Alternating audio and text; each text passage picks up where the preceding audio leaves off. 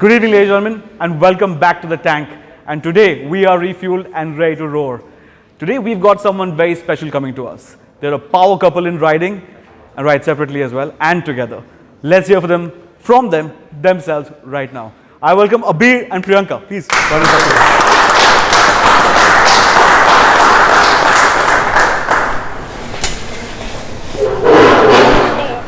How are you guys doing? We're good. Yeah. Thank you for having us. I'm kind of worried because if I say something wrong today, I'm going to get beaten up. This is a weird thing to have a couple. Actually a cool thing, but also really weird to have a couple together. It carries forward, doesn't it? It does. Alright, so we know of Abir and Priyanka as individual riders and people who ride together. But I was hoping to use this opportunity for all of us here, to try and get to know both of you a little bit more, and then how both of you are together a little bit more. Sounds fair? Yeah, well, yeah. Alright, let's start with Priyanka, ladies first. So Priyanka, tell us about you. Like, who are you? Where are you from? What do you do? And how did you find your way on the top of a motorcycle? I'm an ordinary citizen who picked up a very expensive hobby recently, and I'm just falling deeper and deeper down the rabbit hole with each passing year and each passing motorcycle. So as a professional, I work in regulatory medical writing. Won't bore everybody, but it's something to do with drug development and pharma. And to make it even more shorter, it pays my EMIs and my very expensive hobby. And of course, every spare minute that I get, I'm on the motorcycle, or any opportunity I get, I'm out and about creating havoc or coming back with some or the other injuries. That's amazing. So how have you made your way? I remember we discussed a little earlier that you don't come from a motorcycle friendly family, if I may say so. Yeah, I wouldn't say non-motorcycle friendly. It was actually never a topic of discussion. Nobody in my family owned two-wheelers. I just recently got to know one uncle had a Chetak, but nobody had any vintage bikes. Nobody rode. There was nothing of that sort. And typically also, if ever anybody did have such a passion, then it was, it's standard to be worried. They think that something that encloses you is far more safer. Of course. So for me, I didn't have any background. I never had any aspirations to be on the piloting side of it. I've sat pillion with a lot of people. But a couple of years ago, I happened to pass Kirti Triumph in Bangalore. It was just passing, and I saw the Bonneville, the 2014 SC black color, and it was stunning and beautiful. I had no idea what is Triumph motorcycles and what's liquid cool, air cool, 900, all that, nothing. I just thought it was a beautiful machine. So I came home and I Googled it, and I was absolutely floored. And as I mentioned earlier, and I keep saying this because this factor really was the point that got me to buying it, was I saw images of women riding the Bonneville. I saw that and I was like, damn, I want that, and it has to be only mine. So that's how I stumbled into that rabbit hole. Well, that's superb. So, can we take you back to your medical writing just a little bit? So, what is a medical writer? I'm sorry, I'm very unaware of what medical writing is. You're asking all for about. trouble. If you can keep it short. Yeah, so I mean, basically, it's drug discovery. Simply put, in the newspaper, you read, you're looking for a cure for certain diseases, or something has been found. Most recently is the coronavirus and the vaccine. So I work on the regulatory side, the FDA and the European EMEA, and we analyze data from clinical trials, that's testing on humans, and those submissions, and also the reason I was extremely busy throughout the lockdown. If anything, we were spilling over the weekend, and we were working non-stop round the clock. Right. So that's what my job entails. That's intense, isn't it? Yeah. So like crazy intense. To have like someone who actually works in a space where in the current pandemic we have people putting day and night together to come and help everybody else out with things that we know of and don't know of. So thank you so much for that firstly. So you're very new to motorcycles is what I understand. Very, yes. Yeah, so what has your limited experience in motorcycling been like? Exciting, thrilling, scary. I have to add scary there. But I think that from school when you're in a playground and you are going on monkey ladders and you're doing all kinds of stupid things and falling and scraping and all, and then after that you move to college and you move and don't really do too many risky, exciting things. And then I come to motorcycles and I find myself in that space. Right. I'm at the start I was like looking at a gravel road, looking at a pothole, looking at even a speed bump, and I'd just freeze on my bike. I'd often freeze at a four-way junction and require help and aid to cross it because I would freeze. U-turns were a nightmare, something I'm working on. Ghat sections, inclines, declines, you name it, everything. So, but that was thrilling because once you get past it, you want to hit yourself and say, what the hell was all that fear for? Right. So, I would say that it's scary, thrilling, but all in a good way because after that also you still put yourself in that you keep position doing it again. over and over again. Yeah. I think if all of us had the opportunity, we do it every day. Yeah. Every second, every second carving corners. Yeah. So this learning curve of yours, I'm sure it must have been quite a steep learning curve. Yes. And is someone involved in this whole process? Do you do it on your own? So I want to look at it positively, but I will say it matter of fact, very foolishly bought my Bonneville when I didn't even know how to go from neutral to first. Okay, I didn't bring my bike home, and that pissed me off. The day I got the bike, it was an overnight. All my motorcycles are overnight decisions. Bas dekha, I don't dwell too much on it, and the next thing I know, it's in my garage. But with the Bonnie, I harassed the guys at Shaman Triumph a lot. I think Delhi, Kochi, lot of people. I wanted the Street Twin very badly. I was hung up on it, and it looked more light, more friendly. It had that cherry red color, which I really like. And I was hell bent on getting that bike. It was too expensive for me at the time, and then I remember just when I had decided I'm going to get that motorcycle, there was a RTO government, some tax revision, can't remember exactly, but it had hiked up the price of all motorcycles by roughly £1 lakh or so. So I was already pushed at my threshold, and then further, so it gets lifted. I got, so, and this bike just kind of fell in my lap. It's the wrong motorcycle for me. It was tall, it was heavy. It's a 900cc motorcycle for someone who's not even ridden a scooter. So when I got it, I sat pillion, we went home. My mother was really looking at me like this is some kind of quarter life crisis this girl is going through. And They're giving your age away. yeah, quarter life crisis, not real life. So it's still quarter life crisis. So and it was also peak monsoon season. So of course somebody was doing all the riding, and I was getting more and more jealous because the first reason I wanted was it has to be all mine. So I said, I want to learn, I want to sit on it. And he's like, you don't understand, it's a powerful motorcycle, it's heavy, it's peak monsoon in Mumbai because I'm from Mumbai. So I got really frustrated. I packed my bags, took a transfer and moved to Pune. I said, if I want to learn, this is the only place I can learn. It was all construction and all going on. And then some very, very, very khadus people taught me. There was not a kind word exchanged. It was do it or otherwise sell the bike. Wow, that's a very stringent. That's how I learned. Yeah. But are you thankful in hindsight for that? Or? I think so, yes. Because even now, not now, but quite a while ago when we would do trails, and I only had the Bonnie with me, and these guys would go on dirt bikes and Tigers and GS and everything, and I was always riding with these guys. They were swift. The machines are able machines. There's suspension. There are so many things to help you and make your ride a little less cumbersome. Right. I'm on this Bonnie. I want my tank to remain scratch-free, shiny, everything. I don't want to drop it. I don't want to do this. I don't have proper controls and skills. So I was always exhausted, never enjoying it. Let's put it that way. And I often had to be coaxed into doing it because they're going to take off. I can't be left behind. Right. So I eventually had to do it. And there were once or twice instances where I was stubborn and I said, you guys go up, I'm staying down, I'll wait for you all. But you lose out on the experience.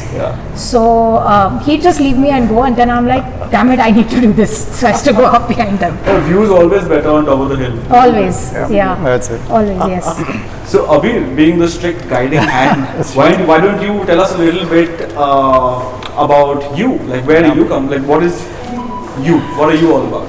So, and how you found your way to motorcycles? So I started really young. I mean, I was very lucky. My father used to dirt bike himself. So I started dirt biking and I used to do it in the Middle East. So it was good, nice off-road trails, superb mountains, nobody on the road.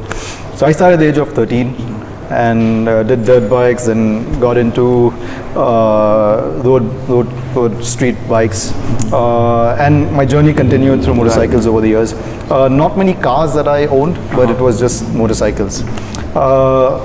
Triumph was a very interesting one because I used to work for a brand marketing company and we launched Triumph in India. Oh, okay. So when it was getting launched, and I honestly I did not know about it. And we launched it, and I think after a month I see her going around and buying a Bonnie, and it comes home, it's parked inside. I'm like, who the hell has bought a Bonnie in our house, you know?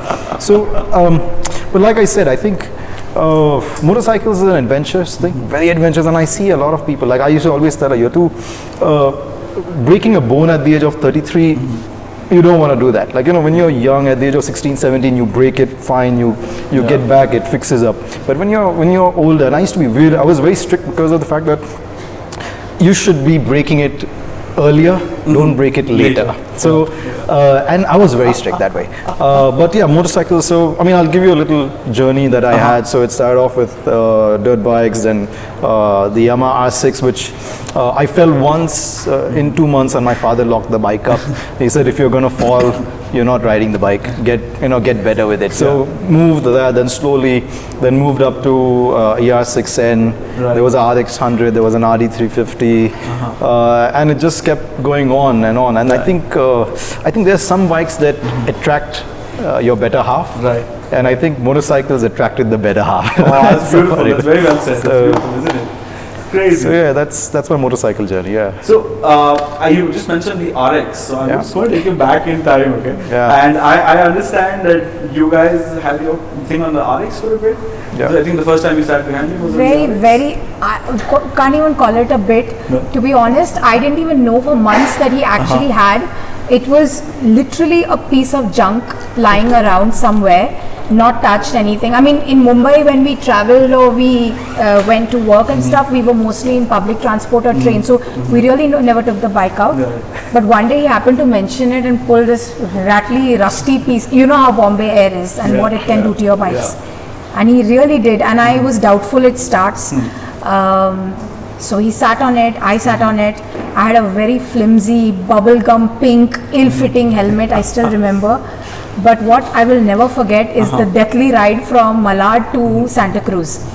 And I vowed never to sit behind him again. Because the bike itself is really dangerous in Mumbai. I think apart from that and maybe one or two other spins, we didn't ever ride it because it just then afterwards gave up. And it was kind of rotting in our garage, let's put it that way. And he was like wanting up. This was way before even the Bonnie, by the way. So he wanted a motorcycle, and he used to just keep.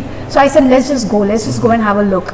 And we went to a couple of places. We went to Harley, we went to Royal Enfield. We finally settled on the Classic 500 to start and everything. And to put the down payment for that, we sold the RX. And I was more than happy to get rid of that junk, but I completely regret it because the gentleman who bought it, he also bought it apparently to surprise his wife because she had an aspiration to learn more riding, never got to do it. So he was like, I'll buy it, I'll restore it, and I'll make it for her. Wow. And what he restored it into is, I want to buy it back. But I think he bought it because of the fact that his wife dated somebody who had an RX. So he wanted to fulfill that desire. So yours was already fulfilled. It was time for someone else's. Exactly. Well, so you guys being individual riders as well and being a very power-driven couple as well in the motorcycle space, from your journeys, you want to share something with us that maybe some of us know or don't know, you know? Any kind of experience that you've had? I heard you were on a recent tour down south. Yes. No, that was not the most recent, but probably the most prominent one because so we've been once we got that Royal Enfield, after that touring just became a part of, you know, like it's just a natural part of our year. Right. It has to be. If you don't go out, I'd get antsy and I would really trouble him and really put pressure on him and align our corporate leaves and calendars and this and that. Right. So we do that ridiculous thing all the time, but if we didn't get out, I'd get really annoyed and stuff like that. I think the ride that you're talking about was 2 years ago. We had planned this mammoth trips down south, and some of my friends are here whom we were supposed to meet, and we did meet. So we went to Bangalore, and then we were going to do full Karnataka down to the Annamalai Hills, and then Kerala, and we were supposed to meet Usef there, and just this whole thing was planned, and then right back up. And then unfortunately, because of the weather, there was devastating floods in Kerala, and then the flood started progressing up towards a lot of other cities, and they were impacted very badly. So we were really stuck. We went up to Kodai, we were stuck there. Each time we'd reroute ourselves, let's put it that way, because we had so many days also. We'd get to know news that it's rained somewhere, the highways are flooded. And even when we started climbing back up, that's exactly what we saw. Because we'd go somewhere and then there'll be a jam, then the highway is flooded. So we had to always detour and change and had a lot of fights along the way. Who frustrated people planning this big holidays come to like a standstill. So that was the south trip. Last year we went to Rajasthan. So we checked the weather, we checked everything, and we said that's it, no rain can touch us. And the rain just chased us non-stop and destroyed our entire Rajasthan trip. Exactly the same thing. We stayed cooped up in Udaipur for 4 days.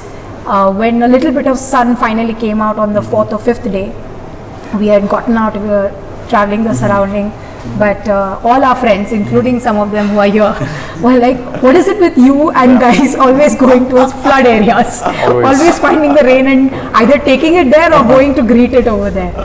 So that's happened. We won't go there. Please share your calendar with the group so we don't plan the same Where way. not to go. But a surprising fact, however, just like these two, some of you might know, I also have a habit of getting stuck. So I completely understand. It is not our fault. It is just how things line up. But I think, for me at least, in my defense, I would say that every adventure is incomplete without something that's going to change you. If it takes being stuck to change you, it's fine.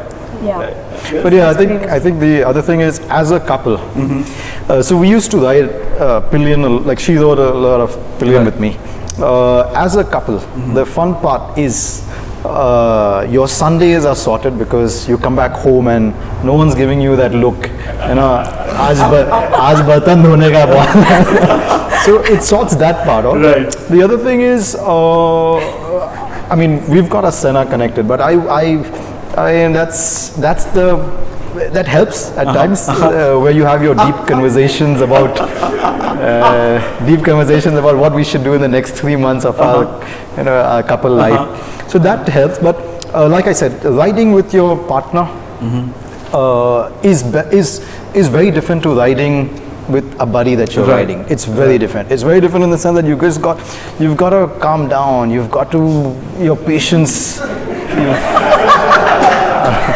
I don't know who's got the patience, but you got to be patient.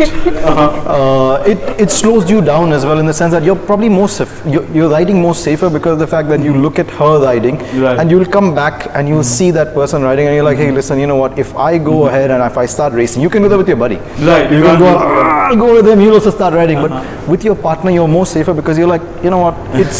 It's your life. It's your life, and you become more worried. Like I'm sure. I mean, most of my accidents have happened when I was alone. Actually, all my accidents have happened when I was alone. So riding with a couple, riding with your partner is a very different thing altogether. It teaches you a lot of things. It teaches you that you need to find toilets. For sure. Okay. Oh wow, that is so real. You need to find a real toilet. So I'm pretty accommodating that. Yes. But like I said, patience is. Oh, you've got to be very patient with that. Let's hear the other side. What do you have to say? It goes absolutely both ways, because there are many times where I just shut him off and I'm like, in my zone with my music, and I don't want to argue and fighting. And there's a lot of cutting each other off because you can do it. So I disagree with the whole you got to slow down and go behind is because initially I would take time and what he'd do is that he would go way forward and I tell him just go. I don't want to go really fast. And he'd go and he would take his break and I would arrive and then we would continue or if there's a junction or something. Now I get a lot of I'm watching you, slow down.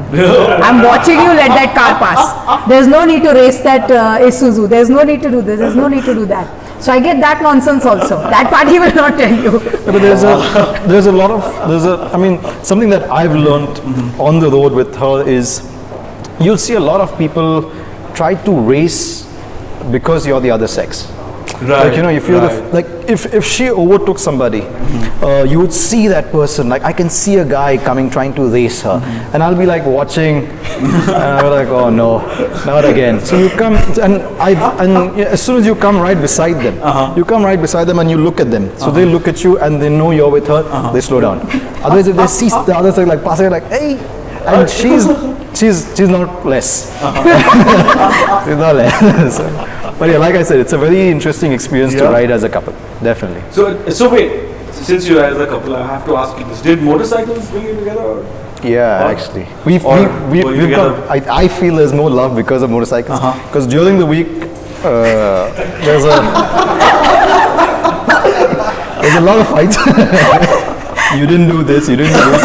But I'll tell you one thing, on a Sunday when you go out to ride, she comes back, everything is calm. It's like taking a dog out in the morning. You come back home. No, not that way. Not that way. है कुछ भारी फेंकने के लिए. Okay, you go for a run. You go for a run in the morning. You come back, you're good. Right.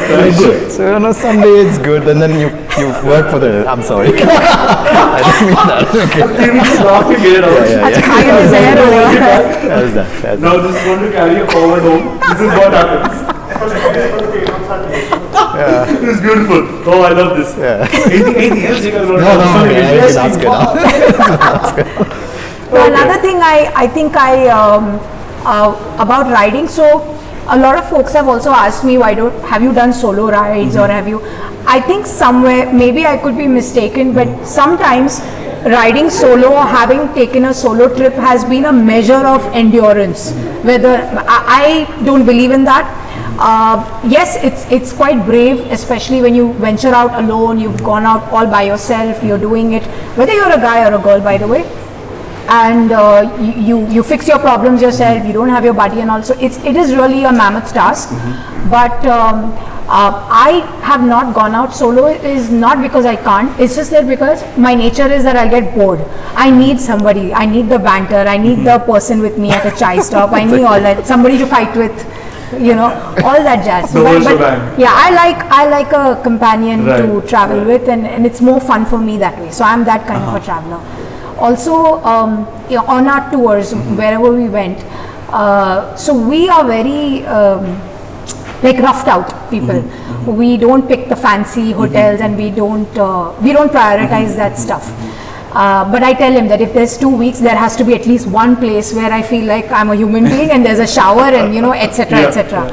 So, but generally, so we've stayed at truck stops. We've slept at bus stops. We've done all that kind of stuff where even locals are like, "आपके साथ है ना? आप please यहाँ पे like this, like that." Yeah, they're quite accommodative. Yeah, accommodating or telling you that be safe, do this, do that.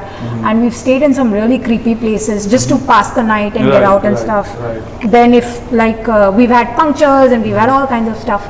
So it's nice to have someone with you and quick thinking. You put all your differences aside and you move forward. I think that helps a lot, and you learn a lot from there. Yeah. Wow, that's intense. But no, I get it. It must be like so much comfort between you two, since you are together as well and traveling together. Yeah. Having that, I'm sure it's a great bandwidth to be in. Yeah. You've got to be different. Different. There's no, you can't be the same. You'll have, it's not a good, it's not a good medicine. No, definitely. No. Oh, we see some life lessons coming out here. Alright, so since Priyanka, you've been through so much, you've done all of this. I want to actually tap something very specific in you. I want to ask you for a little message or something to inspire all the other female riders out there, and then maybe something for all the regular riders, male riders, and everyone else.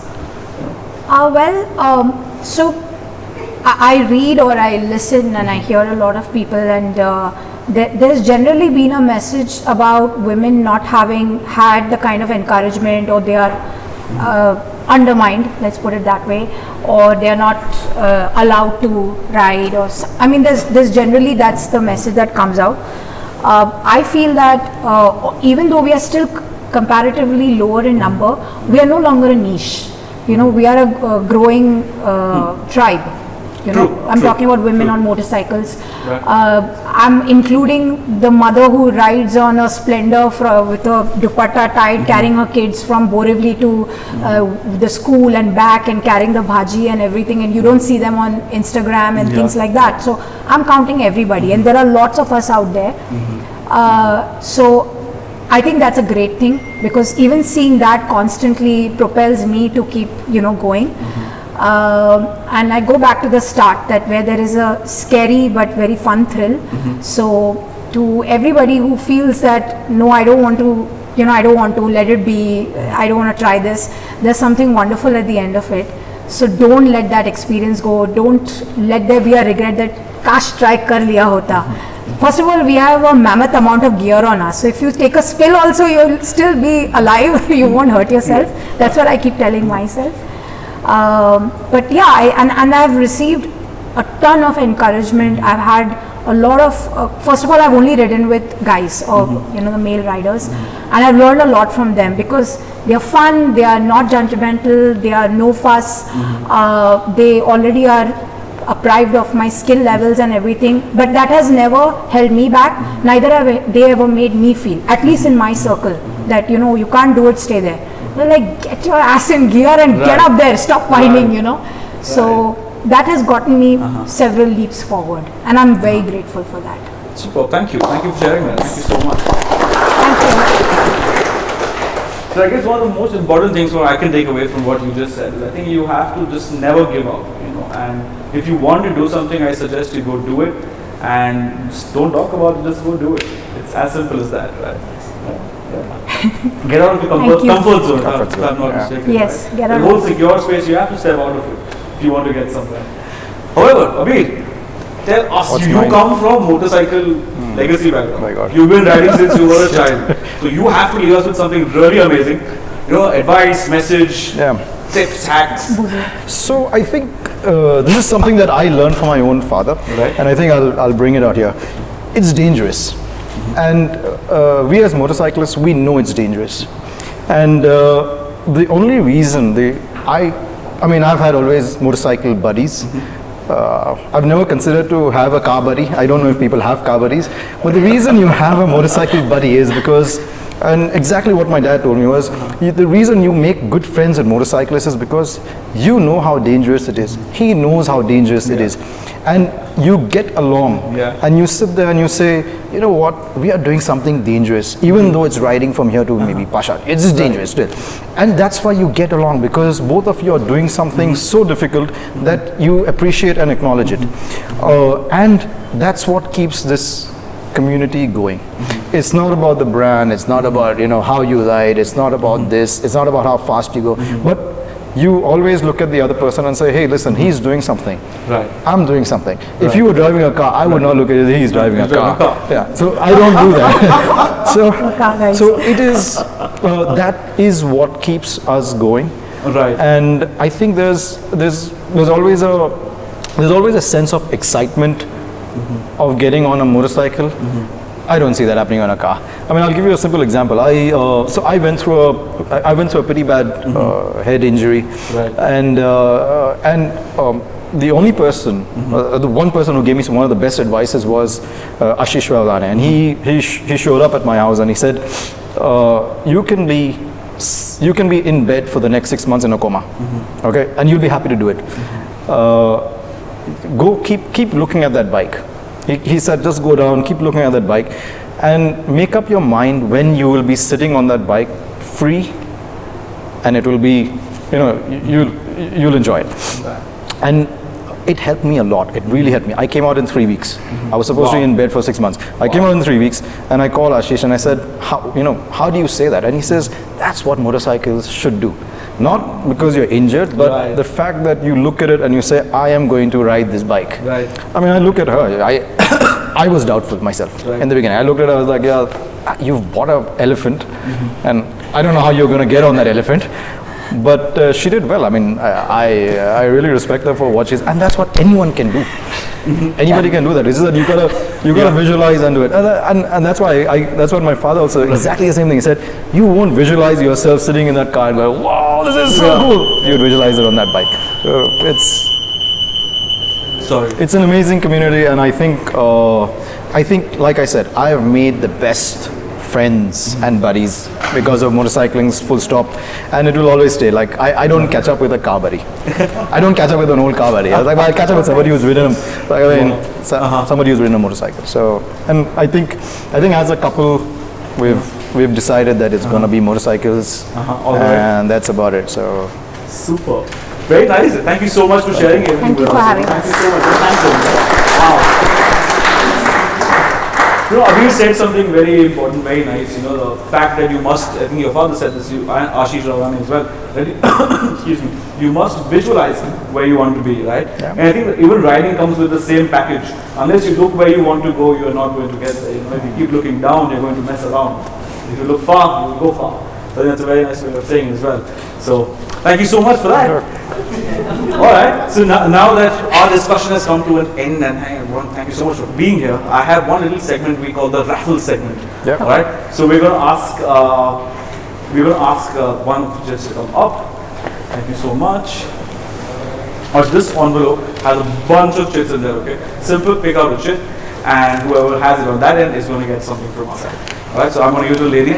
There you go. You're Yes, going to do that part. I heard you. There you go.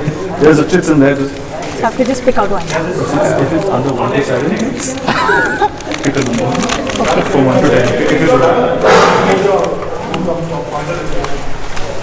So do I have to see the number? yeah. Of course.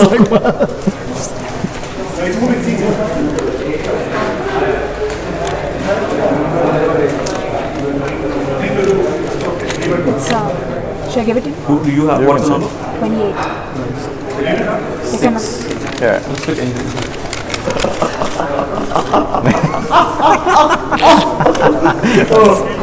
Which one? This is BTS. Okay, everyone, since till we figure this out, you've been all handed out an envelope earlier when you walked in. Right? It's got a yellow colored ticket in there. Yeah? Can you all pick it out, okay? And it's got a little ticket number on there. You should have a ticket number. So yeah. So what we're trying to do is, so Priyanka here is going to pick a number, and the person who gets that number is going to get a small giveaway for being here and show our sport. It's a mix of. We're trying to get the whole crowd going here. Just see some number. Yeah, 1 to 10. 18. Does anyone have 18 here? 18. Anyone have 18? Yes? Yeah. Please come up here. Hi. Sagar, this is Samir. Welcome. This is Priyanka. Abhi. Hi. Hi. Hi, sorry. Why don't you hand in your goodie bag? Sure. Right, there you go.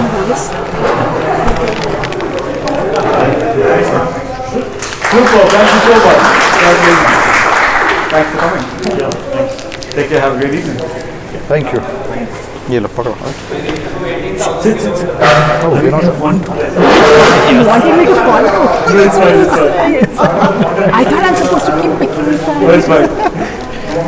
No. Alright, so thank you so much everyone for coming out. Samir, congratulations on your wonderful goodie bag. Thank you Priyanka, thank you Abhi for coming out. Thank you. And yeah, we will see you again next time on another episode at the Travelers Tank. Until then, stay home, stay safe, be a shark, and always remember, it's for the ride. Cheers.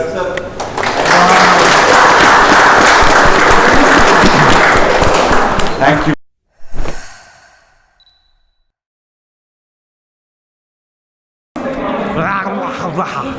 Okay, wait. Let's make some BTS. Hi guys. How are you guys doing? Good, good. Very Did you good. have fun? Did you guys have Yes, a yes. blast? Good show. Zabardasti इसको बोलते हैं. Ganesh, did you have a blast? I always have a blast. I'm part of it.